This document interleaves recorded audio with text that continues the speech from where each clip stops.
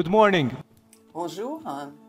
Good morning, ladies Bien and bonjour, gentlemen. mesdames et I messieurs. would like to welcome you J'aimerais vous to souhaiter the une second cordiale plenary bienvenue session à of this cette conference, deuxième séance which plénière will de cette focus on conférence. making On va donc dementia parler de a comment priority. faire de la démence une priorité. Together with the rest of the organizing committee, Ensemble, I avec would le like to comité thank the d'organisation, speakers j'aimerais aussi who remercier déjà accepted to participate les in this orateurs session oratrices qui and share with participeront. us their Et thoughts donc, on this ils topic, et which elles I'm vont pretty donc sure that you will partager find very leurs interesting. réflexions sur ce thème. I would also like to extend my J'aimerais warm aussi welcome to individuals living souhaiter with une dementia who cordiale have also bienvenue joined aux us. personnes qui sont atteintes With de regards to démence qui sont presenting là avec myself, nous aujourd'hui. I am Charles Je Serry, suis moi chairperson of the Charles Montreal Dementia Serry, Society donc and je former suis vice-chairperson responsable of de Alzheimer la Europe. Société I currently d'Alzheimer en hold a full Europe, professorial en position at Malte the et Faculty aussi en of Europe. Medicine and Surgery Et at the donc University of je Malta, suis à l'Université with de special Malte focus on et je neuropharmacology and me dementia. focalise sur la As national focal neuropharmacologie. point on dementia, Et I c'est authored the first donc Malta dementia strategy, une which première was published and stratégie launched qui a in été 2015. lancée en 2015 Going back et to the j'étais title donc of un this des session, fondateurs. there is no Maintenant, doubt that dementia il is n'est one pas, of the most il est tout important à and fait clair greatest que la scientific, démence est bien medical sûr and socio-economic challenges un that défi we are énorme d'un point de facing vue social, worldwide. psychologique, économique, etc. Although a lot au of niveau du countries have monde. recognized dementia Beaucoup as de a pays social and ont healthcare reconnu priority qu'il s'agit and là have d'une developed priorité national par dementia rapport strategy, à la we all santé et agree aussi that a lot d'un of point de vue work still social needs to et be il y a done. beaucoup de travail encore à We faire. will have four distinguished Nous speakers allons avoir who will 4 discuss this orateurs topic during oratrices this qui vont session. donc parler I de would ce thème appreciate pendant the cette usage of séance. your mobile phones J'aimerais or bien set que them on vous silent arrêtiez mode. votre téléphone Time mobile. permitting, we will Et take si one or par la maybe two suite on questions a du after each temps, on presentation. pourra encore poser And une ou at the deux very questions end, après I will chaque be inviting the présentation. speakers to join me here Et à on la the podium fin, to les continue orateurs vont exploring this venir topic. ici sur scène pour So continuer our à first speaker explorer ce is thème. So our next speaker is Catherine Seher from the World Prochaine Health oratrice, Organization. Catherine Seher Originally de trained l'OMS. as a psychologist, Elle a Catherine has been étudié la working psychologie, with elle a people with travaillé avec neurological des disorders, personnes such as dementia in their families for étant almost atteintes 20 years. de troubles In her neurologiques. current role at Et the son rôle WHO actuel à Brain Health Unit, l'OMS est donc Catherine le is responsible Brain for the Health Unit, implementation of the l'unité de la Global santé Action Plan cérébrale. on the public Et health ça fait response to partie du dementia plan d'action global pour la réponse 2017 sanitaire to face à la 2025 démence and leads really the work 2017 on à brain health measurement 2025. across Il the s'agit life course. donc de voir Catherine will comment be se talking comporte le about key cerveau achievements of à the Global travers Action la Plan vie. on Elle dementia. va nous parler maintenant de ce plan d'action global. C'est à vous, Catherine.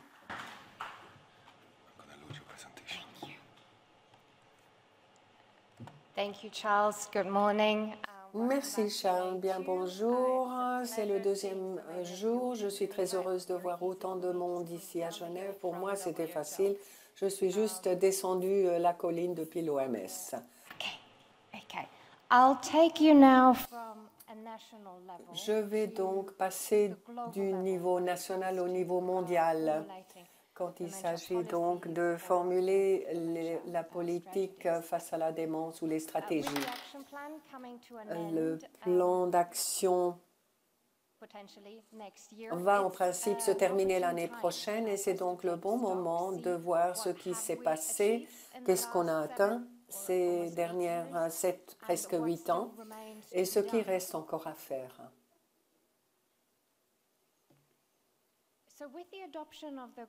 Ce plan d'action global concernant la démence, là, les États membres ont donc eu une vision comme quoi on aura un jour un monde où on peut prévenir la démence et les personnes qui ont la démence et leurs aidants vont vivre bien et reçoivent les soins et le soutien dont ils ont vraiment besoin pour pouvoir réaliser leur potentiel et vivre une vie digne et dans le respect et dans l'autonomie.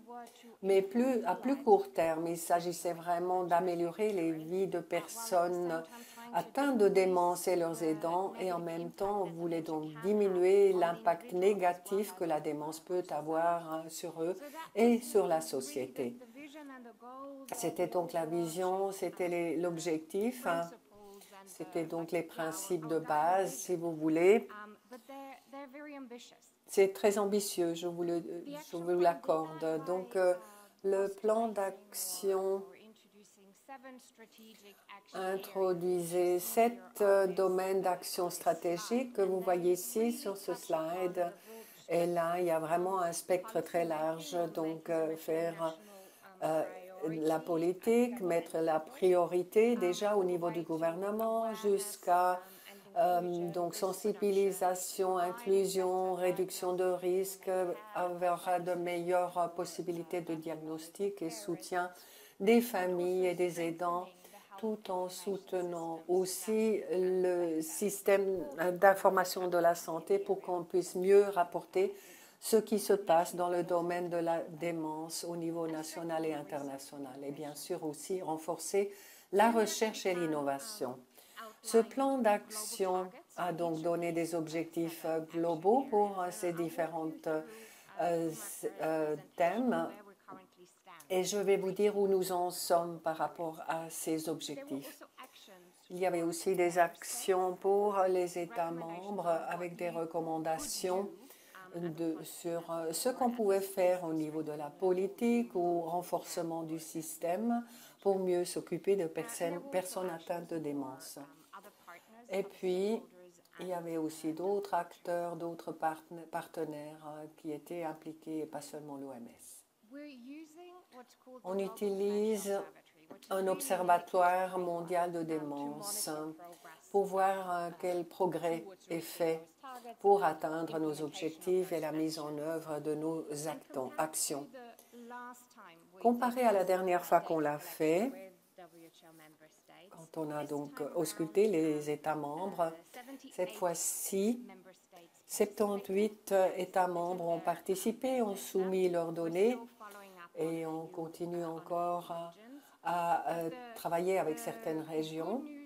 Les bonnes nouvelles sont qu'avec ces pays-là, on voit qu'il y a environ 61% de la population mondiale 60 ans et plus est donc prise en compte. C'est donc une information qui est tout à fait représentative. Ce qui est aussi positif, c'est qu'il y a aussi plus de pays avec un bas ou moyen revenu. Donc, on a une meilleure idée sur ce qui se passe vraiment dans le monde et surtout dans les pays qui ont moins de moyens. Mais ce qui est vraiment plus intéressant encore, c'est de voir où nous en sommes par rapport à nos objectifs. Vous le voyez ici.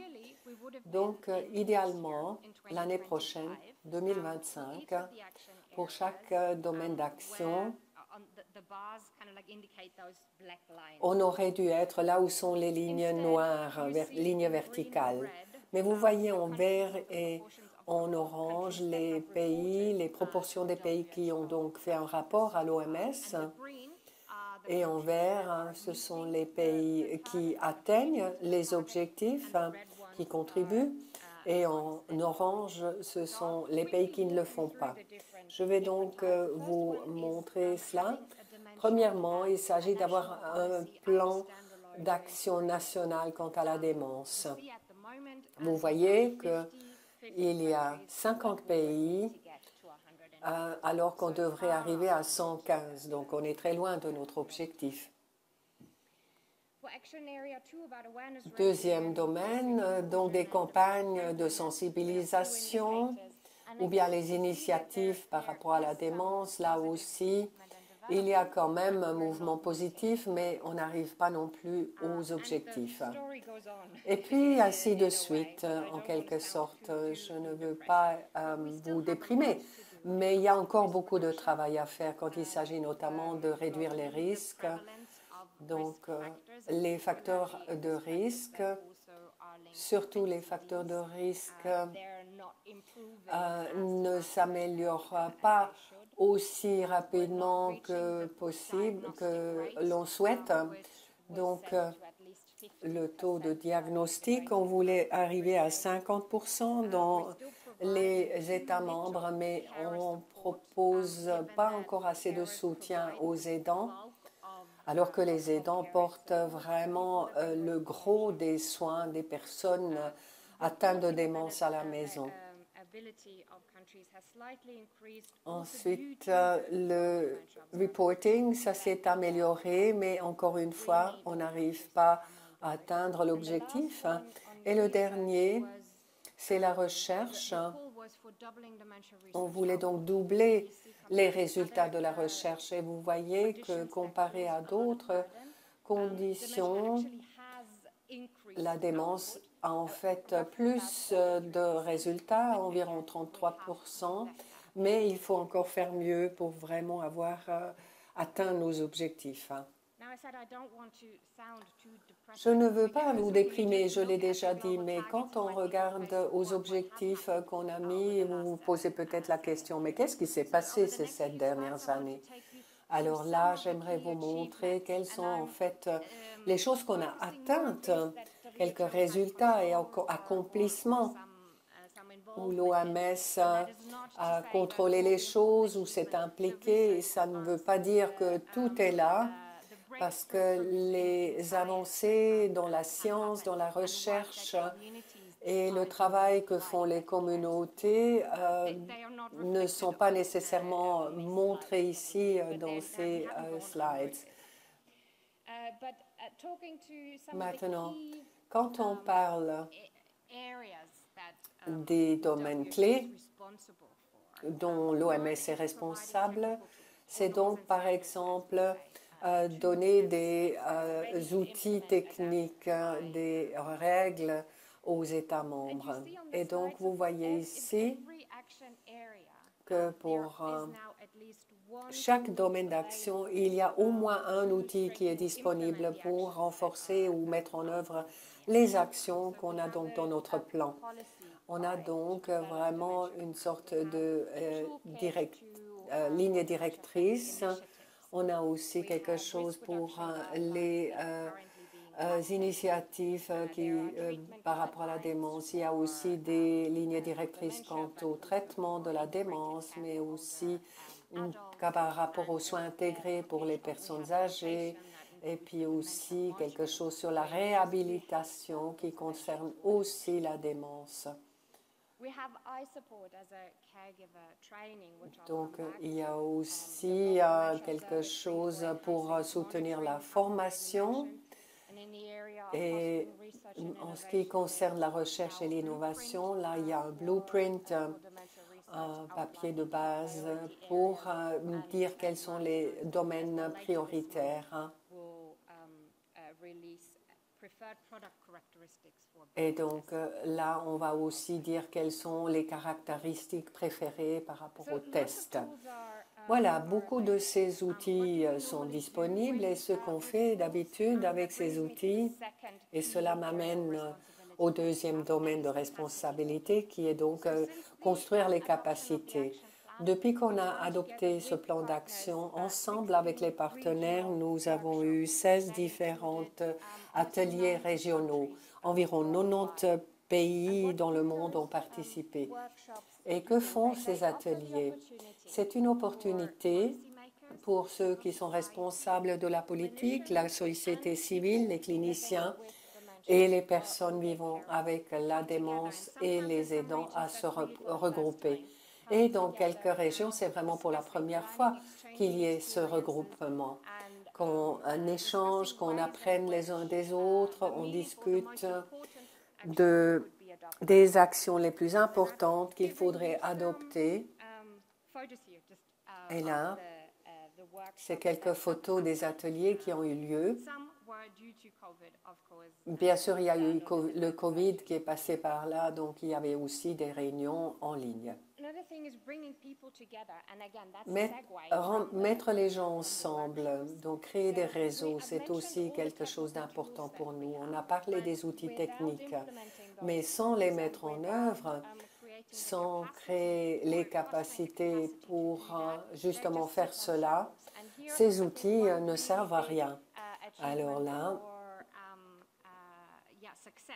on a eu vraiment un grand succès qui était d'avoir ce réseau iSupport. C'est donc un réseau qui est disponible dans différents formats, PDF, formation en ligne, des affiches, des petites vidéos, etc. Et donc, ce qui est génial, c'est que ce réseau existe et les membres se retrouvent une fois par mois. Plus de 40 pays sont concernés et presque toutes les langues de iSupport sont donc utilisées. Et cela permet vraiment d'offrir plus de soutien aux aidants un peu partout dans le monde. Si vous voulez savoir plus par rapport à cela, vous avez en bas le lien vers cette plateforme. Ensuite, on veut donc créer des réseaux. En même temps, on veut partager notre savoir. Comment peut-on soutenir ce processus? Donc, on crée de nouveaux outils, de nouvelles évidences. On fait de la recherche et on veut donc intégrer cela dans la pratique ou le voir dans la politique. Alors, il y a une plateforme d'échange de savoir, globaldementia.org, et c'est donc là où les différentes ressources sont rassemblées. Il y a eu vraiment plus de 100 experts qui ont tout vérifié. Il y a aussi une douzaine de groupes qui se voient une fois ou deux fois par mois de personnes atteintes et qui vérifient aussi les documents qui sont sur la plateforme pour être sûr que si vraiment on met cela en œuvre, il y aura un impact considérable qui changera la vie des gens. Donc, cette plateforme d'échange de savoir est vraiment pour les gens qui sont responsables de politique. Donc, ils peuvent identifier où se trouvent peut-être des lacunes. Alors, cette plateforme permet justement de s'inspirer, voir que font d'autres pays et qu'est-ce qui est disponible. Et nous espérons que de cette façon-là, la mise en œuvre soit accélérée. Vous vous dites peut-être, oui, 2025, c'est bientôt. Qu'est-ce qui se passera par la suite? Parce que je vous ai aussi montré que les objectifs ne seront pas atteints. Alors, je crois qu'il est important de construire sur ce qu'on a déjà atteint. Et encore une fois, je ne parle pas que des histoires à succès que je viens de partager ce matin, mais d'autres histoires à succès qui vous appartiennent à vous ici dans la salle et à d'autres communautés. Il y a maintenant un mandat qui est plus élargi donc pour la santé mentale, etc. C'est donc un engagement qu'on a pris pour continuer à renforcer et augmenter les réponses au niveau national quant à la démence. Et il y a aussi d'autres déclarations de haut niveau G7, G20 qui se retrouvent cette semaine en Italie ou bien aux Pays-Bas. L'année dernière, il y avait une grande réunion aussi. Ce sont des événements qui nous permettent d'accélérer les actions et continuer nos efforts, car on partage nos visions. Nous avons toujours cette vision d'un monde où on peut prévenir la démence et mieux soutenir les personnes atteintes. Alors, les États membres vont maintenant discuter une possible extension de ce plan d'action global. Ça sera en février prochain et on fera une recommandation pour l'Assemblée de l'Organisation mondiale de la santé au mois de mai. Donc, en mois de mai 2025, les États membres se prononceront. Avec cela, j'espère que vous avez trouvé cela intéressant. Si vous voulez savoir plus, vous pouvez scanner ce code QR ou bien vous pouvez aussi visiter notre site web. Thank you very much and thanks WHO as well. Merci beaucoup. Merci à l'OMS pour ce bon travail. Peut-être on a maintenant du temps pour une question. Est-ce que quelqu'un voudrait poser une question? Oui? Oui, bonjour. Lieselotte Klotz. Je suis du groupe de travail personnes atteintes de démence. J'ai une question. En Allemagne, nous avons un groupe de personnes atteintes de démence et nous voudrions collaborer avec l'OMS. Quel est le soutien que vous pouvez nous proposer? Car nous voudrions pousser une stratégie nationale quant à la démence en Allemagne. Nous voudrions donc aider.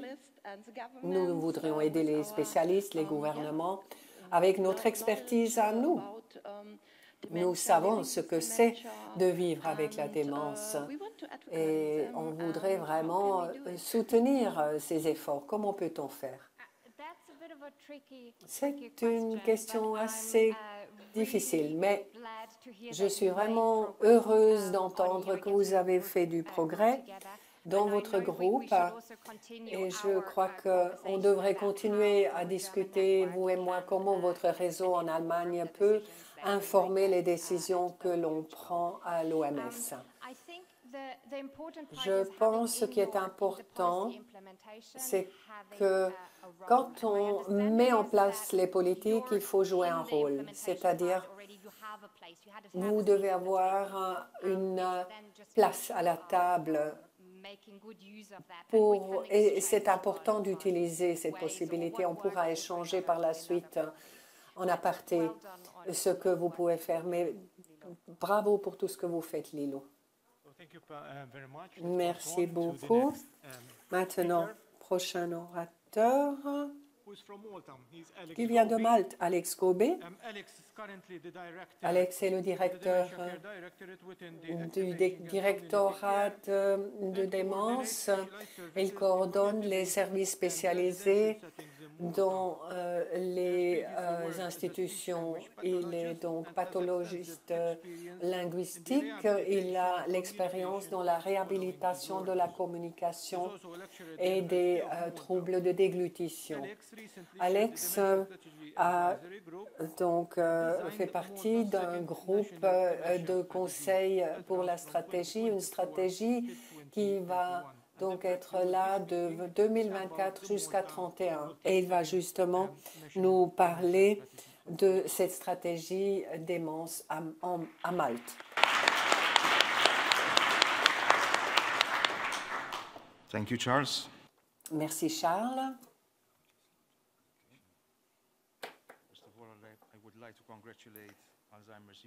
J'aimerais féliciter Alzheimer's Europe pour cette conférence. C'est vraiment génial. C'est donc mon plaisir d'être ici aujourd'hui et je vais utiliser les 15 prochaines minutes pour vous parler du voyage à Malte par rapport à cette deuxième stratégie démence. Donc, je vais partager les processus qu'on a traversés comme pays, espérant que cela peut être utile pour d'autres pays qui sont dans le même processus, qui veulent créer des stratégies et des plans au niveau national. Tout d'abord, j'aimerais vous donner un peu de contexte. Malte, c'est le pays le plus petit dans l'Union européenne, 514 000 résidents. C'est donc un pays très densément peuplé. Et il y a aussi une longue espérance de vie en Europe. Quand vous voyez, donc, c'est pas étonnant que, effectivement, on voit là qu'il y a cette pyramide inversée avec peu de naissances et une longue espérance de vie. Et quand on regarde les étrangers, environ 20% de la population globale à Malte, c'est donc vraiment ces personnes-là qui s'occupent des soins de santé. C'est grâce à ces étrangers que nous pouvons faire face à cette population plus âgée. Cette force de travail étrangère est donc en train de compenser le manque de personnel chez nous et nous sommes très reconnaissants de leur aide. Et c'est grâce à cela que nos hôpitaux, notre système de santé peuvent fonctionner. Donc ce n'est pas étonnant que quand on regarde nos données qu'il y a une augmentation aussi de personnes atteintes de démence et nous pensons qu'on va arriver à 3,31% de la population en 2050. Ce n'est pas une blague, c'est plutôt un problème. Et donc, c'était aussi la raison pourquoi on a créé une première stratégie démence en 2015. Évidemment, cela crée pas mal de stress, beaucoup d'impact sur les familles qui aident les personnes atteintes, mais également les systèmes de soutien, les hôpitaux, nos services dans les communautés. Alors, vous allez vous dire, celui-là, il aime bien les graphiques. Oui, c'est vrai. J'aime les statistiques et vous savez, ceux qui sont responsables de la politique aiment bien voir les schémas et les statistiques. Ils aiment bien connaître les faits. Et c'est très important quand on se rencontre avec les politiciens. Vous avez 2 minutes, 5 minutes pour dire ce que vous souhaitez par rapport à votre stratégie. Donc, il est important d'avoir une information bien clairement présentée, qu'on comprend vraiment en un seul regard.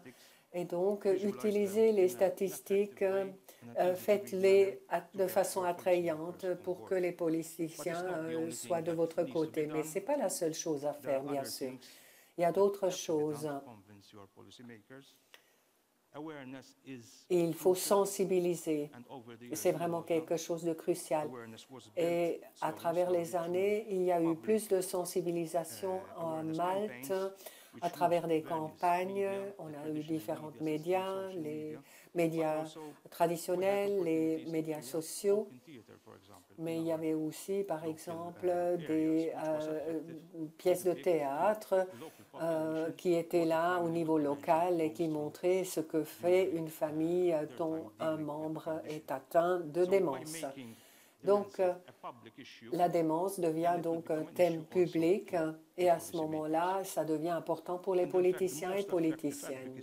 En fait, la meilleure sensibilisation se fait quand les personnes atteintes elles-mêmes parlent.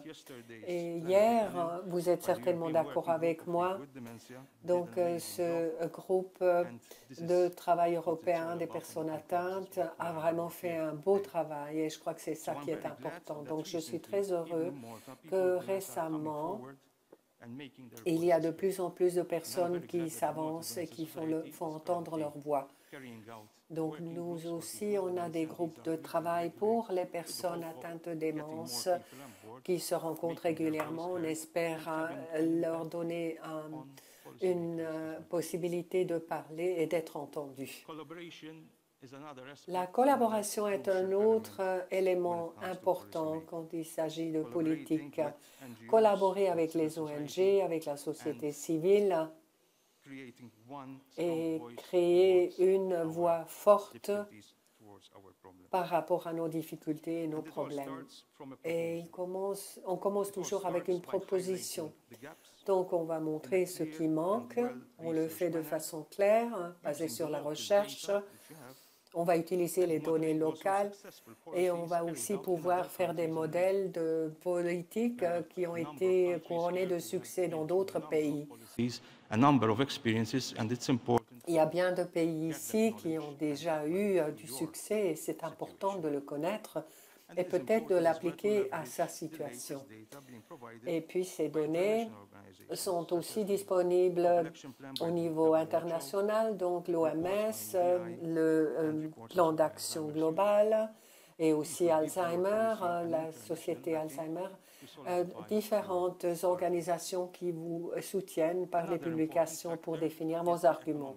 Un autre facteur important est un facteur économique. Il est important de montrer ce que ça coûte quand on ne fait rien, quand on ne crée pas de politique.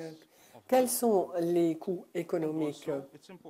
Il est important aussi de montrer combien une politique efficace peut vraiment économiser à long terme. Par exemple, il y aura moins d'admissions à l'hôpital, notamment dans les hôpitaux de soins aigus. Chaque pays doit donc identifier leurs politiciens, politiciennes Et quand vous les voyez, quand il y a réunion, donc il est important de se présenter avec une proposition claire, avec des solutions qu'on peut mettre en pratique. On ne peut pas juste y aller avec le thème seul, la démence est un problème, non. Il faut vraiment aussi proposer des solutions claires qui peuvent être mises en œuvre. Et puis, il faut aussi clarifier s'il n'y a pas des malentendus ou de mauvaises idées par rapport à cette maladie. Alors maintenant, j'aimerais donc vous parler de notre stratégie. On avait donc une première stratégie qui a créé la base et les modules pour différents services essentiels qui sont aujourd'hui disponibles à Malte. En 1923, on a revu ces choses et puis on a aussi identifié un certain nombre de lacunes. Et puis, on a identifié dans une nouvelle proposition, nous avons donc une nouvelle stratégie, atteindre de nouveaux sommets. Et donc, elle se base bien sûr sur la première stratégie. Une proposition a été créée et ça a été approuvé par le ministère. Et puis, on a créé un groupe de soutien de la stratégie composé de représentants de différentes parties prenantes, donc ONG, les aidants, les personnes atteintes de démence, les spécialistes, etc. Les personnes atteintes de démence, leur voix était vraiment très importante et cela nous a permis de créer un plan qui est plus centré sur l'humain. Alors, ensuite, il y avait une consultation publique. Pendant des mois, on a reçu des retours de la part d'individus, d'entités, de différents services. On a eu des discussions avec ces gens et on a fait des modifications. Et le 21 février cette année, on a lancé cette proposition a été acceptée par le cabinet. Donc, maintenant, j'aimerais vous parler des différents domaines de notre stratégie. D'abord, c'est de créer plus de compréhension et de conscience concernant la démence. Et donc, c'est quelque chose qu'on doit toujours actualiser, comme il y a toujours de nouvelles données qui arrivent. Et ensuite, un autre domaine, c'est la réduction de risques, parce que certain nombre de facteurs de risque peuvent être réduits pour améliorer la situation. Ensuite, un diagnostic précoce, on a encore des choses à faire. On devrait vraiment arriver assez tôt et puis voir aussi quels sont les traitements pharmacologiques et autres qu'on peut utiliser par rapport aux personnes atteintes de démence. Et puis, bien sûr, le personnel qualifié est quelque chose de très important. Il y a beaucoup de personnes étrangères. Alors, ça peut aussi créer un problème au niveau de la langue, de la communication. Il peut y avoir des différences culturelles. Ensuite, la gestion de la démence elle-même. Il faut avoir des transitions sans faille à travers les différents services. Ensuite, la recherche et les systèmes d'information, septième domaine, on doit investir plus dans la recherche pour améliorer les services basés sur des preuves qui sont disponibles au niveau local. Ensuite, la stratégie parle aussi de différents groupes dans nos communautés. Par exemple, les personnes jeunes atteints de démence, les personnes qui ont des difficultés d'apprentissage, LGBTIQ+, migrants qui vivent avec la démence. Et ce sont là des groupes spécifiques qui ont des besoins spécifiques. Nous sommes maintenant dans la phase de mise en œuvre. On a commencé à travailler sur différents objectifs et initiatives ces prochaines semaines. On va créer un comité de mise en œuvre pour continuer à travailler sur la stratégie et sa mise en œuvre. Je termine ma présentation avec une photo inspirante, j'espère. les délégués de Malte savent qui c'est. Il s'agit de Neil Agius, qui est un athlète endurance ultra, et il a donc nagé pendant 142,3 km pendant 60 heures et 35 minutes dans la mer. C'est donc un record du monde qu'il a établi, qu'il a vraiment réussi avec détermination, préparation et stratégie. Neil a eu toute une équipe de docteurs, nutritionnistes, membres de famille, etc., qui l'ont accompagné.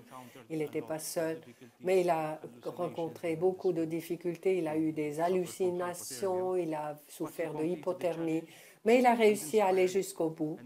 Et il a inspiré toute une nation. Il nous inspire, nous tous et toutes, que l'on fasse au mieux avec tout ce qu'on fait. Alors, on peut tous et toutes atteindre de grandes choses n'importe où on est. Neil nous inspire d'être les meilleurs dans ce qu'on fait. Et ensemble, on va pouvoir rendre l'impossible possible, comme lui, il l'a fait lors de ce défi. Merci de votre attention. The QR code leads to our strategy. Thank you. Voilà, c'était notre stratégie. Merci beaucoup.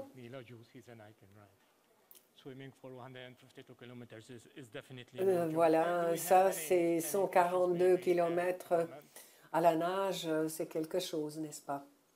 Quelqu'un voudrait poser une question? Moi, j'aimerais proposer une remarque. Je ne suis peut-être pas objectif, mais je suis vraiment très fier de venir de Malte. Un très petit pays qu'on ne voit pas sur la carte de Alzheimer Europe, même si je leur ai dit qu'il faudrait. Mais non.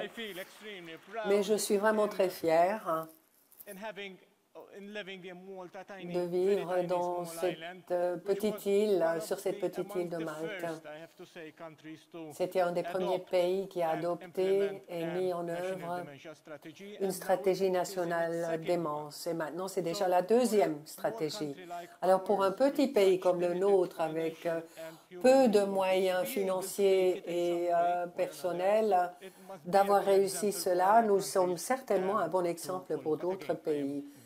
Mais encore une fois, je ne suis pas objectif. Merci beaucoup, Alex, pour cette magnifique présentation. So our last speaker is Notre dernier orateur est Giovanni Frisoni de la Suisse. Giovanni est donc un neurologiste clinique, professeur de neurosciences à l'Université de Genève en Suisse, directeur du Centre de mémoire, ancien directeur scientifique d'une institution à Brescia en Italie. Il est donc il a été auteur de plus de 750 documents scientifiques autour du thème de l'Alzheimer et de la démence. Il a accompagné différents projets au niveau européen et il a donc attiré plus de 35 millions de fonds de recherche. Et il est membre honoraire de la Société neurologique d'Autriche et de la France. Il a aussi reçu un prix de l'Académie européenne de neurologie en 2016. Il va donc parler de la démence à la santé cérébrale, l'exemple du plan suisse pour la santé cérébrale. Merci, Charles. Good morning, everybody. Thank you, Charles, for this, Bonjour à tout le monde. Merci, Charles, pour cette introduction qui ne parle pas tant de ce que j'ai réussi, mais ça vous dit combien je suis âgé déjà. Eh bien, aujourd'hui, je vais donc parler de la santé cérébrale et ce qu'on fait en Suisse dans ce domaine. Tout d'abord, qu'est-ce que c'est la santé du cerveau? Ce n'est pas un bon début the definition of that you find in Wikipedia. J'avais espéré trouver la définition que vous trouvez sur Wikipédia. Je vais vous dire. Si vous regardez sur Wikipédia, vous trouvez que la santé cérébrale est un état de bien-être complet qui permet à la personne d'atteindre, non, d'utiliser au mieux tout son potentiel. C'est vraiment une magnifique définition.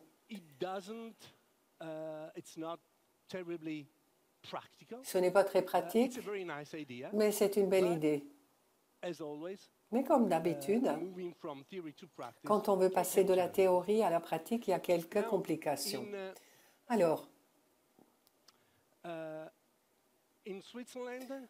en Suisse,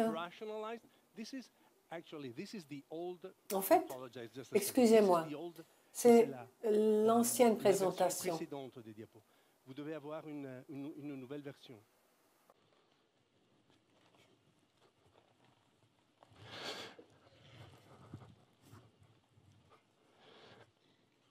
In Switzerland, en Suisse, the former chairman of the European Academy of Neurology, Claudio Bassetti, chef de l'Académie de neurologie, Claudio Bassetti, vous connaissez peut-être.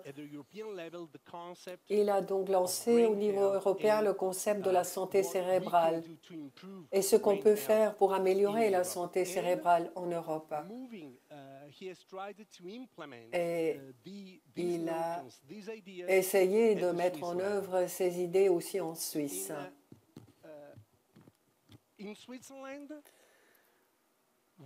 En Suisse, Claudio a mis en place le concept de santé cérébrale dans différents objectifs et de programmes pratiques. Les programmes se basent sur 4 piliers, donc enseigner, recherche, soins et information. Et ces 4 piliers peuvent être horizontaux quand on parle de tous les aspects de santé cérébrale.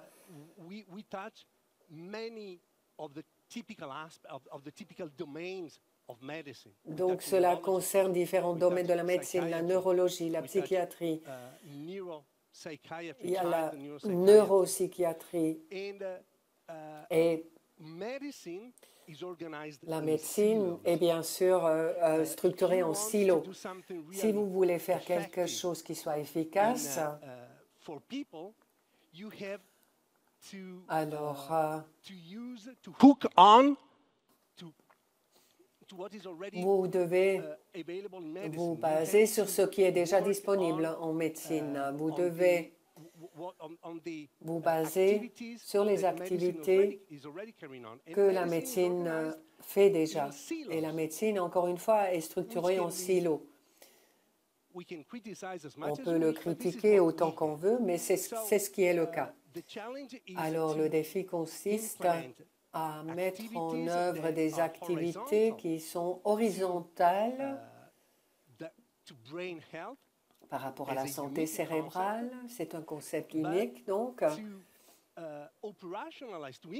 Et puis, de vraiment mettre ça en œuvre en utilisant les silos de la médecine telle qu'on la connaît. Et voilà. This is the right presentation. Voilà, on a la bonne présentation. C'est ce dont j'ai parlé. Donc, aujourd'hui, voici donc cette notion des silos de la médecine. Il y a différentes maladies. Et là, aujourd'hui, bien sûr, je vais parler des troubles cognitifs.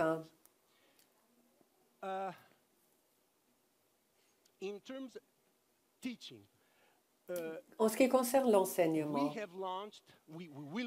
nous allons lancer en décembre cette année Le premier cours international concernant la santé cérébrale, un cours en ligne, 15 crédits. Sentez-vous libre d'en parler autour de vous.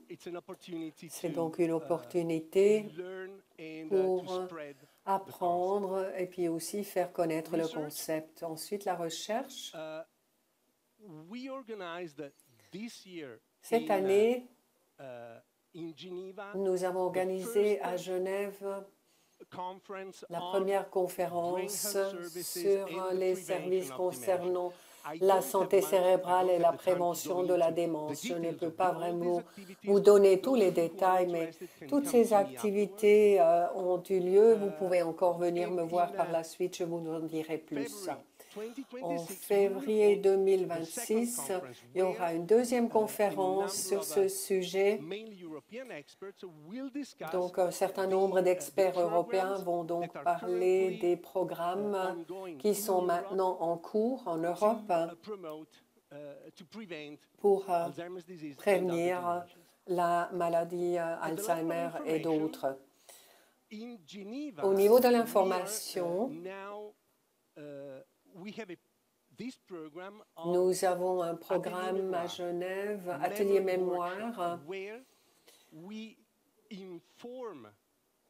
où l'on informe la communauté, les citoyens, citoyennes. On leur dit comment on peut justement protéger la santé cérébrale. C'est donc une formation qui est basée sur plusieurs sessions. Il y a aussi une formation cognitive, il y a aussi une section concernant la nutrition et il y a une autre section concernant l'exercice physique. C'est uniquement l'information.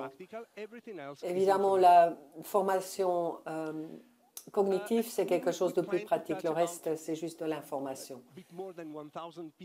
Il y a un peu plus de 1000 personnes dans le canton de Genève qui ont participé. Notre population est à peu près la même qu'à Malte. C'est un début. C'est donc un début. On sème les graines dans la communauté. Évidemment, on voudrait ensuite atteindre le plus de citoyens possible. Mais il faut trouver le fonds et l'énergie, les fonds et l'énergie pour atteindre plus de monde. Ensuite, les soins. Et là, c'est la partie la plus importante de ma présentation.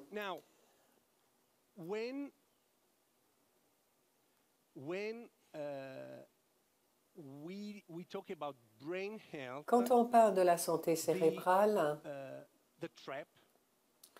il y a un piège. C'est qu'on est déjà en train de soutenir la santé cérébrale dans les départements de neurologie, de psychiatrie. Nous soutenons la santé cérébrale. Alors, hier, vous vous rappelez, il y avait une ouverture. C'était le ministre de Santé de Genève, M. Pierre Maudet, qui a parlé. Et lui, il a annoncé ce projet. Un projet que la République de Genève va donc proposer aux citoyens. Mais qu'est-ce qu'on soutient là? Quand on va aller voir un politicien, on propose un programme de santé cérébrale. La première question est, qu'est-ce qui est nouveau comparé à ce que vous faites déjà? Vous prenez déjà de l'argent comme médecin pour justement faire la prévention. Il faudrait expliquer à vos patients en tant que médecin comment ils devraient vivre, quel type de vie on devrait avoir pour protéger le cerveau. Vous prenez déjà de l'argent pour faire ça. Alors les personnes atteintes de démence, là on soutient déjà les cliniques de mémoire. Alors, il y a aussi la qualité de vie des patients. Et là, il y a des médicaments qui existent. Vous prenez aussi de l'argent pour cela. Alors, pourquoi vous voulez encore de l'argent? Alors, la réponse sera, on demande de l'argent pour une prévention secondaire. Qu'est-ce que c'est? C'est donc le parcours patient qui n'est pas encore disponible nulle part dans le monde. Qu'est-ce que ça veut dire? Donc, prévention secondaire, c'est entre première et troisième, évidemment. Première prévention, c'est ce qu'on fait dans la population générale, indépendamment du risque. Atelier mémoire, ça c'est un exemple. On ne va pas mesurer le risque des personnes qui viennent à ces ateliers mémoire. On leur donne cette information. Prévention tertiaire, on le fait dans les centres de mémoire où on soutient des personnes qui ont déjà une déficience cognitive. Donc, vous avez des plaintes quant à votre mémoire. Vous dites à votre médecin, le médecin vous envoie au centre de mémoire. Là, on vous fait des tests. Il y a toute une série de tests neurologiques. Et si vos tests sont anormaux, alors le centre de mémoire pourra vous offrir quelque chose, des médicaments, un soutien psychologique, n'importe. Ils ont quelque chose à vous proposer et donc là, il y a déjà un parcours patient qui est prévu. Mais vous êtes peut-être normal par rapport à ces tests de mémoire. Vous avez le sentiment que votre mémoire ne fonctionne plus comme avant. Ce qui est mon cas, par exemple, et le cas de beaucoup de personnes de mon âge. Mais vos tests mémoire sont OK. Alors, ces personnes-là n'ont aucun parcours patient qui est prévu. Qu'est-ce qu'ils vous disent au centre de mémoire? Ils vous disent « Tout va bien, allez, rentrez à la maison, tout va bien ». Alors, ce qu'on a proposé au ministre de Santé, c'était de créer un parcours patient pour ce type de personnes. Qu'est-ce que c'est au juste? Eh bien, c'est un parcours patient qu'on a développé avec une série d'experts européens, dont certains sont ici dans la salle. J'aimerais les remercier tous et toutes. Jean-Georges, j'espère que les autres ne seront pas offusqués si je ne parle que de lui. C'est donc un parcours patient qui est basé sur 4 piliers. Les 4 piliers sont évaluation des risques, communication des risques, prévention personnalisée et puis renforcement cognitif. Voilà. J'aimerais maintenant vous montrer comment on met cela en œuvre, ces 4 piliers notamment, dans notre projet.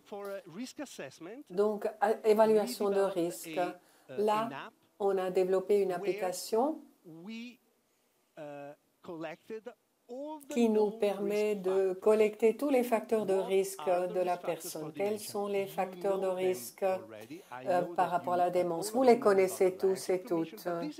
Vous connaissez la Lancet Commission, ce n'est pas tout. Alors, dans ce slide-là, vous voyez qu'il y a 4 catégories de facteurs de risque. Ce n'est pas comme cela que vous le voyez d'habitude. Ces catégories sont les facteurs de risque constitutionnels non modifiables, l'âge, la génétique, l'éducation et la pollution de l'air. On peut faire quelque chose par rapport à la pollution de l'air, mais pas à court terme. Voilà, ce sont là des facteurs de risque qui ne sont pas vraiment modifiables. Ensuite, il y a des facteurs de risque qui sont modifiables, qui peuvent en fait augmenter votre réserve cérébrale. Qu'est-ce que c'est? C'est la résilience du cerveau si quelque chose de mauvais ça arrive. Donc AVC, trauma, n'importe. C'est donc la résistance, la résilience du cerveau qu'on augmente, qu'on peut modifier. Il y a donc perte d'ouïe, une blessure traumatique du cerveau, consommation d'alcool, dépression, isolation sociale. On sait que si une personne a plusieurs facteurs là, alors on peut mettre en place des actions individuelles par rapport à ces facteurs. Mais ce qui est vraiment intéressant, c'est qu'il y a deux autres catégories. Il y a les facteurs de risque vasculaire modifiables, hypertension, obésité, fumée, inactivité physique, diabète, où on a une intervention qui semble marcher, qui semble être efficace. Et puis, je vous dirai après, bien sûr, il y en a parmi vous qui savent déjà à quoi je pense. Et puis, quatrième catégorie, des facteurs de risque modifiables pour les maladies neurodégénératives. Qu'est-ce que c'est? Pathologie Alzheimer. J'ai peut-être une pathologie amyloïde dans le cerveau, peut-être. Il y a déjà des écheveaux tau, il y a peut-être d'autres choses, alors que les tests sont tout à fait parfaits. Et ça, c'est aussi un facteur de risque. Pas tous ceux qui ont ces pathologies tau vont aussi développer l'Alzheimer. Non, pas du tout. 80% ne vont jamais développer l'Alzheimer, mais 20% oui, 25, 30%. de personnes vont développer l'Alzheimer. C'est donc un risque élevé par rapport à l'Alzheimer ou la démence. Voilà. Avec cette application, on va collecter les différents facteurs de risque d'une personne. Sachant les facteurs de risque individuels ne suffit pas. Il faut aussi savoir la taille des facteurs de risque parce qu'il y a partout des risques. Le risque est partout. Alors dire à quelqu'un que oui, vous avez un risque, tout le monde a un risque de quelque chose. Est-ce que c'est élevé? Et si c'est un risque élevé, combien? Et on peut mesurer cela. Le risque peut être mesuré de tous ces facteurs, on le sait. Il y a la littérature qui le dit, les études qui l'ont prouvé. Alors, vous allez détecter les facteurs de risque d'une personne et basé sur la taille du risque, le niveau du risque, vous pouvez vraiment savoir ce qui en est. Une fois que vous avez fait cela, il faut communiquer avec la personne, il faut lui dire, eh bien, votre risque est 35%. Qu'est-ce que ça veut dire au juste? Vous me dites que j'ai le cancer, je comprends ce que ça veut dire. C'est facile à comprendre. Vous me dites mon risque est à 35%. Qu'est-ce que ça veut dire?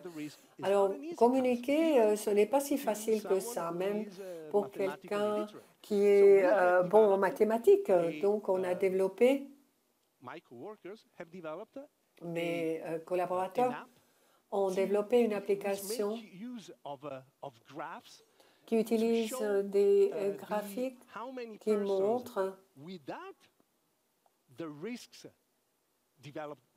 combien de personnes avec ce niveau de risque ont développé la démence à l'avenir et lesquelles ne l'ont pas fait. Donc, vous prenez ce concept de risque, un concept mathématique, et vous en faites une image. Et cette application permet aussi de voir combien du risque est lié au vasculaire et combien est lié aux facteurs dégénératifs. Pourquoi? Parce qu'il y a différentes interventions selon. Alors, quelles sont les interventions, justement?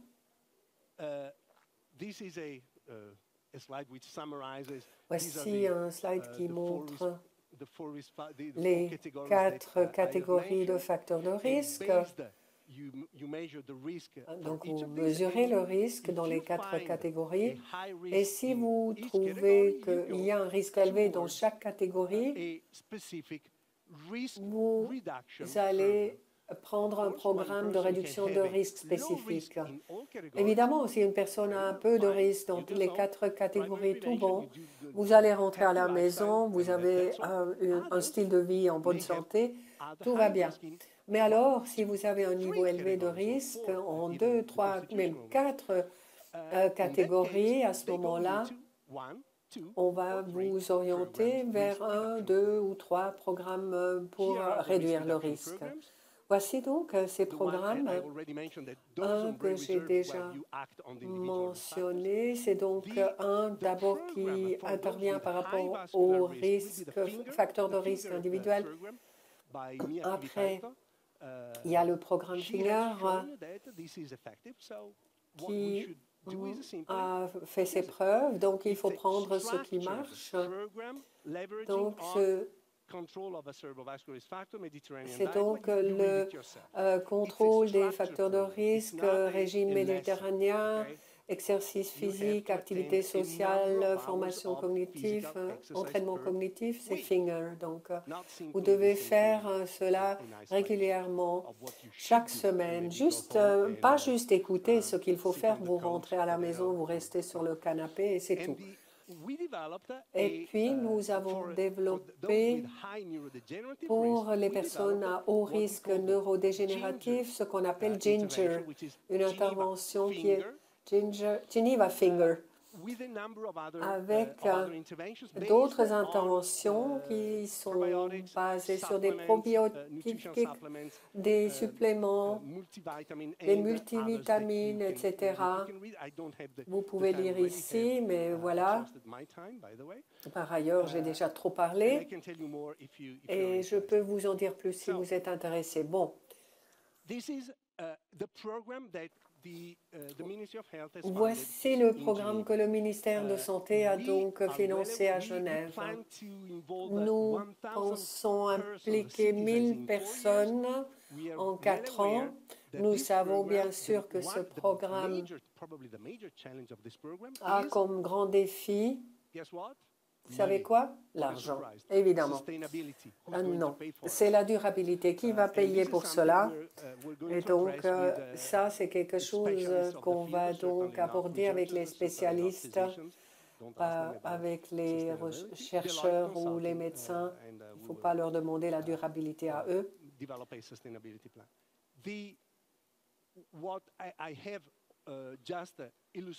Ce que je viens d'illustrer n'est rien de nouveau. J'aimerais vous dire, c'est vraiment rien de nouveau, non, c'est quelque chose que le domaine vasculaire, la prévention vasculaire, donc prévention AVC, etc., a fait. En 1945, blood pressure was thought to be a consequence of aging. La tension élevée était quelque chose de normal pour quand on prenait de l'âge. Donc, alors qu'aujourd'hui, on sait mieux et nous espérons que pour l'Alzheimer, on va aussi pouvoir être aussi actif et aussi effectif qu'on était dans ce domaine vasculaire. Maintenant, j'aimerais remercier les différentes personnes que je nomme là, toutes les personnes qui m'ont aidé. Voilà. Et merci à vous pour votre attention.